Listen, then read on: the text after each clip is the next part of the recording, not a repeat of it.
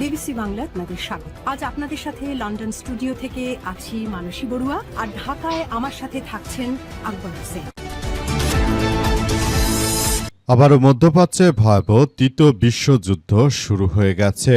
দখলদার ইসরায়েলি বাহিনী এবং মার্কিন যুক্তরাষ্ট্রের বিরুদ্ধে ভয়াবহ আক্রমণ শুরু করার পর পাল্টে গেছে হিসাব কিতাব। আর এরই মাঝে আমাদের হাতে এসে পৌঁছেছে এই যুদ্ধের সর্বশেষ গুরুত্বপূর্ণ সবথেকে তাজা আপডেট সংবাদ আপনাদের জানিয়ে দিব।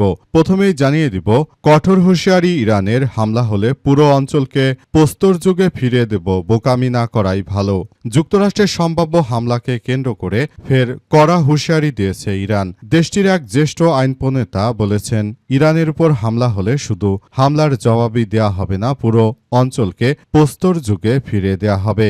সুতরাং যুক্তরাষ্ট্রকে বোকামি না করার সতর্কবার্তা দেয়া হয়েছে। এছাড়াও যুক্তরাষ্ট্রের উপর চাপ অব্যাহত থাকলে হরমুজ প্রণালীর পাশাপাশি আরও গুরুত্বপূর্ণ সমুদ্রপথ বন্ধ করে দেওয়ার হুমকি দিয়েছে তেহরান। খবর আল জাজিরার। এতে ট্রাম্পের কপালে চিন্তার ভাঁজ, কারণ যুক্তরাষ্ট্র যদি ইরানের বিদ্যুৎ কেন্দ্র এবং জ্বালানি অবকাঠামোতে হামলা চালায়, তাহলে মধ্যপ্রাচ্যের সৌদি আরব, কুয়েত, কাতার, বাহরাইন, ওমান সহ যেসব দেশ যুক্তরাষ্ট্রের বন্ধুরাষ্ট্র রয়েছে তাদেরও বিদ্যুৎ কেন্দ্র, জ্বালানি অবকাঠামো সবকিছু ধ্বংস করে দিবে ইরান। এরপর জানাবো, ইরানের কড়া হুঁশিয়ারির পর হামলা বাতিল করলেন ডোনাল্ড ট্রাম্প। ইরানের উপর বড় ধরনের হামলার পরিকল্পনা অবশেষে বাতিল করেছে মার্কিন যুক্তরাষ্ট্রের প্রেসিডেন্ট ডোনাল্ড ট্রাম্প। যুক্তরাষ্ট্রের সম্ভাব্য হামলার বিরুদ্ধে ইরানের কঠোর হুঁশিয়ারি দেওয়ার পর ভয় পেয়ে এই যুদ্ধ থেকে সরে আসার সিদ্ধান্ত নিয়েছে যুক্তরাষ্ট্রের প্রেসিডেন্ট ডোনাল্ড ট্রাম্প। এদিকে ইরানের সঙ্গে যুদ্ধের প্রত্যক্ষ পরিণতি টের পাচ্ছে যুক্তরাষ্ট্র। মার্কিন প্রেসিডেন্ট ডোনাল্ড ট্রাম্পের উপর পরিকল্পিত হামলা স্থগিত করার ঘোষণা দিলেও যুক্তরাষ্ট্র, ইসরায়েল এবং ইরানের মধ্যে চলমান সংঘাতের দ্রুত অবসান হবে বলে মনে হয় না, এমন মন্তব্য করেছেন কাতারের জর্জটাউন বিশ্ববিদ্যালয় সরকার ও রাজনীতি বিভাগের সহযোগী অধ্যাপক পল মাসগ্রেভ। এবারে জানাবো, যুক্তরাষ্ট্রকে দ্বিমুখী বার্তা দিচ্ছে ইরান। আল জাজিরার বিশ্লেষণ। তেহরান থেকে যে বার্তা আসছে তা একদিকে সম্ভাব্য উত্তেজনা বৃদ্ধির জন্য প্রস্তুতির ইঙ্গিত দিচ্ছে, অন্যদিকে কূটনৈতিক সমাধানের পথের আলো দেখাচ্ছে বলেও বলা হচ্ছে।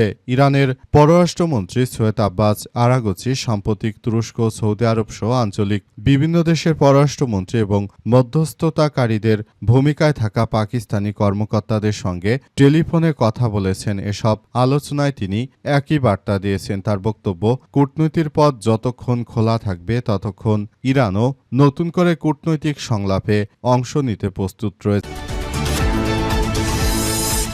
এবং সর্বশেষ জানাবো, একের পর এক কারখানা বন্ধ, দেশ ছাড়ছে শেখ হাসিনার ঘনিষ্ঠ গ্রুপ এসালম গ্রুপ। একের পর এক কারখানা বন্ধ হয়ে যাচ্ছে, দেশ ছেড়ে চলে যাচ্ছে শেখ হাসিনা এবং শেখ রেহানার ঘনিষ্ঠ ব্যবসায়িক গোষ্ঠী এসালম গ্রুপ। ব্যবসা গুটিয়ে নিচ্ছে তারা। আজ চট্টগ্রামে নুটিতে এসালমের বিভিন্ন কারখানাগুলো ধাপে ধাপে বন্ধ হয়ে যাচ্ছে। প্রিয় দর্শক, এতক্ষণ শুনছিলেন সংবাদ শিরোনাম, এবারে বিস্তারিত।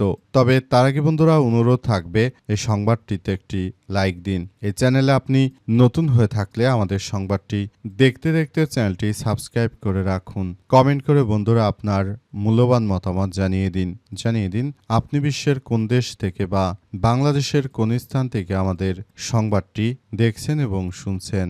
আর বন্ধুরা, সংবাদটি আপনার সোশ্যাল মিডিয়া ফেসবুকে শেয়ার করে বন্ধুদেরও দেখার সুযোগ করে দিন।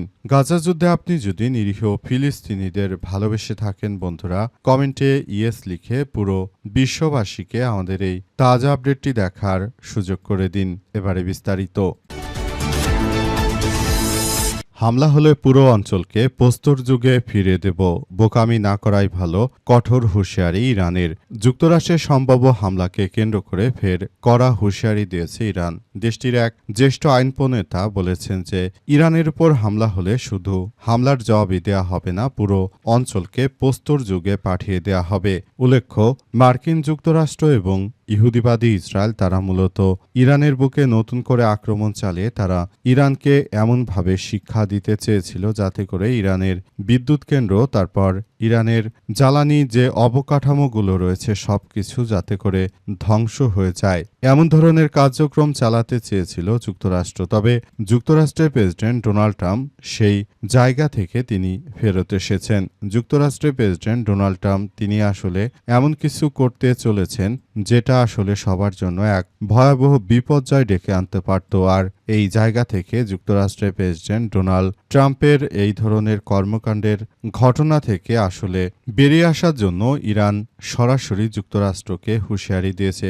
যুক্তরাষ্ট্রকে হুঁশিয়ারি দিয়ে ইরান জানিয়েছে যে যুক্তরাষ্ট্র যদি আমাদের জ্বালানি অবকাঠামো এবং আমাদের বিদ্যুৎ প্ল্যান্টগুলোকে যদি যুক্তরাষ্ট্র গুড়িয়ে দেয়, ইরান যদি প্রস্তর যুগে চলে যায়, তাহলে ইরানের ইসলামী বিপ্লবী গার্ড বাহিনীর সদস্যরাও বসে থাকবে না। তারা মধ্যপ্রাচ্যে যেসব মার্কিন যুক্তরাষ্ট্রের ঘাঁটি রয়েছে এবং মধ্যপ্রাচ্যে যেসব রাষ্ট্র রয়েছে সেসব রাষ্ট্রগুলোর উপর এমনভাবে আক্রমণ করবে যাতে করে ওই রাষ্ট্রগুলো একদম প্রস্তর যুগে চলে যায়। আর ওই রাষ্ট্রগুলোর আওতায় রয়েছে কিন্তু সৌদি আরব, কাতার, কুয়েত, বাহরাইন, ওমান শোষ এসব রাষ্ট্রগুলোকে ইরান প্রস্তর যুগে পাঠিয়ে দেবে বলে কঠোর হুঁশিয়ারি দিয়েছে। এরপরই এই হামলা থেকে একরকম পিছপা হয়ে গেছে ডোনাল্ড ট্রাম্প।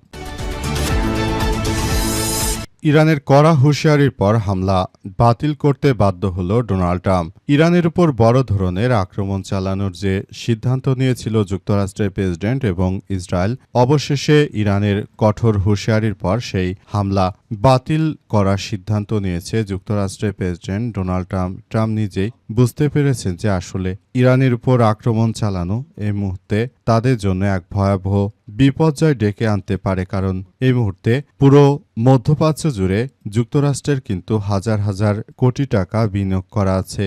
যদি ইরানের বুকে তারা কোনোভাবে আক্রমণ চালায়, সেই আক্রমণের তীব্রতা হবে এতটা ভয়াবহ যে যুক্তরাষ্ট্র কল্পনা করতে পারেনি। এবং যুক্তরাষ্ট্রের মধ্যপ্রাচ্যে যেসব বিনিয়োগ রয়েছে, সৌদি আরব, কাতার, কুয়েত, বাহরাইন সহ যেসব দেশে বিনিয়োগ রয়েছে সেসব কোম্পানিগুলো গুড়িয়ে দেওয়া হবে বলে এমন কঠোর হুঁশিয়ারি দিয়েছে ইরান। ইরানও হুঁশিয়ারি দিয়ে জানিয়েছে যে তাহলে সৌদি আরব সহ মধ্যপ্রাচ্যের সব দেশের যেসব বিদ্যুৎ কেন্দ্র এবং ঘাঁটিগুলো রয়েছে সবকিছু গুড়িয়ে দেওয়া হবে। এ কারণে এই ভয়ে মূলত যুক্তরাষ্ট্র আর ইরানের বিরুদ্ধে এই মুহূর্তে যুদ্ধ করতে ভয় পাচ্ছে। এ কারণে তারা আসলে ইরানের বিরুদ্ধে বড় ধরনের আক্রমণ থেকে আজ সরে এসেছে। এছাড়াও মার্কিন যুক্তরাষ্ট্র সবথেকে মধ্যপ্রাচ্যের ঘনিষ্ঠ মিত্র সৌদি আরব তারা সরাসরি নিষেধ করে দিয়েছে ট্রাম্পকে যে তারা যেন ইরানের উপর এই ধরনের কোনো আক্রমণের ঘটনা না ঘটায়। সেটি আমাদের সবার জন্য এক ভয়াবহ বিপর্যয় ডেকে আনতে পারে। তাই আমি ডোনাল্ড ট্রাম্পকে নির্দেশনা দিয়েছি বলে জানিয়েছে সৌদি আরব, যাতে করে ইরানের বুকে কোনো আক্রমণ না চালানো হয়। ইরানের সঙ্গে যুদ্ধের প্রত্যক্ষ পরিণতি টের পাচ্ছে যুক্তরাষ্ট্র। মার্কিন প্রেসিডেন্ট ডোনাল্ড ট্রাম্প তিনি এবার ইরানের সঙ্গে যে হামলা চালিয়েছিলেন সেই হামলার প্রত্যক্ষ সমস্যাগুলো টের পাচ্ছেন। যুদ্ধ শুরু হওয়ার আগে যুক্তরাষ্ট্র এবং ইরানের সঙ্গে যে সম্পর্ক ছিল সেই সম্পর্ক অতটাও খারাপ ছিল না। এই যুদ্ধ শুরু হওয়ার পর থেকে মার্কিন যুক্তরাষ্ট্র এবং ইরানের মধ্যে কিন্তু সমস্যাগুলো বাড়তে শুরু করে। যুদ্ধ যখন শুরু হচ্ছে তখন কিন্তু যুক্তরাষ্ট্রের প্রেসিডেন্ট ডোনাল্ড ট্রাম্প তিনি চাইলেই হরমুজ প্রণালী সহজে ব্যবহার করতে পারতেন, কিন্তু যখনই যুদ্ধ শুরু হয়েছে তখন থেকেই ইরান হরমুজ প্রণালী বন্ধ করে দিয়েছে। আর যুক্তরাষ্ট্রের সেনারা এখন পর্যন্ত সেই হরমুজ প্রণালীর নিয়ন্ত্রণ নিতে পারেনি। এর ফলে মধ্যপ্রাচ্যের সৌদি আরব, কাতার, কুয়েত যেসব রাষ্ট্র রয়েছে সেসব রাষ্ট্রের আমদানি এবং রপ্তানি ব্যয় অনেক অংশে বৃদ্ধি পেয়ে গেছে। মূলত যুক্তরাষ্ট্রের প্রেসিডেন্ট ডোনাল্ড ট্রাম্পের এই ধরনের ভয়াবহ আগ্রাসী ভূমিকার কারণে শেষ পর্যন্ত যুক্তরাষ্ট্রের প্রেসিডেন্ট ট্রাম্প নিজেই আসলে তার জালে ফেঁসে গেছে। তাই তিনি এখন চাইলেও ইরানের বিরুদ্ধে কোনো শক্ত ভূমিকা পালন করতে পারছেন না। এই মুহূর্তে যুক্তরাষ্ট্রের প্রেসিডেন্ট ডোনাল্ড ট্রাম্প নিজেই একরকম ধরাশায়ী হয়ে পড়েছে। তিনি মূলত এই মুহূর্তে একরকম ধরাশায়ী হয়ে যাওয়ার কারণে আসলে যুক্তরাষ্ট্রের প্রেসিডেন্ট হিসেবে তিনি একজন ব্যর্থতার মধ্যে পড়ে যাচ্ছেন বলে বিভিন্ন গণমাধ্যম সূত্র থেকে বিষয়টি জানাচ্ছে। যুক্তরাষ্ট্রকে দ্বিমুখী বার্তা দিচ্ছে ইরান। আল জাজিরার বিশ্লেষণ।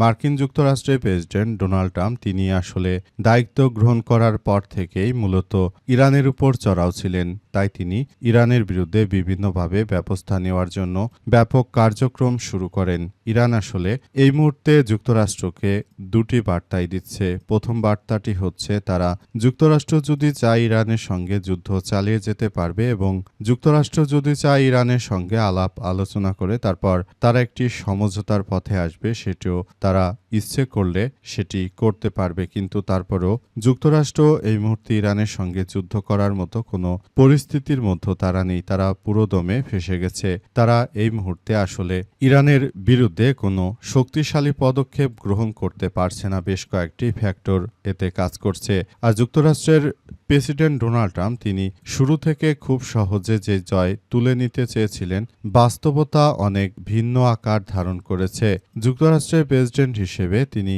দায়িত্ব আসলে গ্রহণ করার পর থেকেই তিনি মূলত এমন কিছু কার্যক্রম আসলে চালিয়ে গিয়েছেন যেটা আমাদের সবার জন্য এক ভয়াবহ বিপর্যয়কর পরিস্থিতির সৃষ্টি করেছে। যুক্তরাষ্ট্রের প্রেসিডেন্ট ট্রাম্প নিজে আসলে এই মুহূর্তে এমন ধরনের কিছু বার্তা দিয়ে গেছেন যেটা আমাদের সবাইকে আরো বেশি ভাবাচ্ছে। আসলে ট্রাম্প নিজে এমন কিছু কার্যক্রমের মধ্যে চলে যাবেন সেটা কল্পনাও করতে পারছি না আমরা, কারণ এই মুহূর্তে ট্রাম্প আসলে যেটা করতে চেয়েছে এর মধ্যে সব থেকে গুরুত্বপূর্ণ বিষয় হচ্ছে যে ট্রাম্প নিজে এই যুদ্ধের নেতৃত্ব দিয়ে তিনি সেনাপতির ভূমিকা পালন করে তারপর পুরো বিশ্বকে তিনি দেখিয়ে দিতে চেয়েছিলেন যে আসলে দেখো যুক্তরাষ্ট্র সবার থেকে সেরা। কিন্তু ইরানের কাছে এসে তার সেই যুক্তি টিকল না। শেষ পর্যন্ত নাকে খত দিয়ে ট্রাম্প ইরান যুদ্ধের সমাপ্তি করতে বাধ্য হলো।